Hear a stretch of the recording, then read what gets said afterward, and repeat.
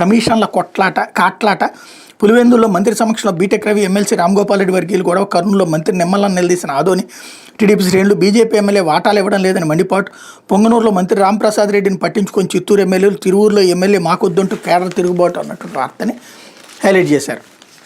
కాకపోతే ఉపాధ్యాయులకు త్వరలో స్థానచలనం అంటూ వచ్చే నెలలో బదిలీల ప్రక్రియ జిల్లాలో సీనియారిటీ జాబితాలు విడుదల అభ్యంతరాల స్వీకరణ అనంతరం తుది జాబితా వెల్లడి 22 పాత స్థానాలకు డిప్యుటేషన్ టీచర్లు సర్దుబాటు టీచర్లు ప్రభుత్వ పాఠశాలలో పనిచేస్తున్న ఉపాధ్యాయుల బదిలీలకు రంగం సిద్ధమైంది.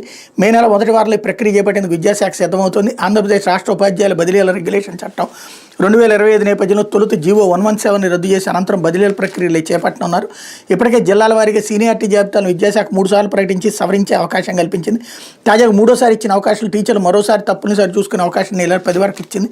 దీనిపై అభ్యంతరాలు స్వీకరించిన అనంతరం ఈ నెల 20న తుది సీనియారిటీ జాబితాను వెల్లడించనుంది. దీని ప్రకారం మే నెల మొదటి వారంలో షెడ్యూల్ ప్రకటించి ఆన్లైన్ విధానంలో బదిలీలు చేపట్టబోతున్నారు అన్నట్టు వార్తని హైలైట్ చేశారు. ఇకపోతే ఆ 23 మంది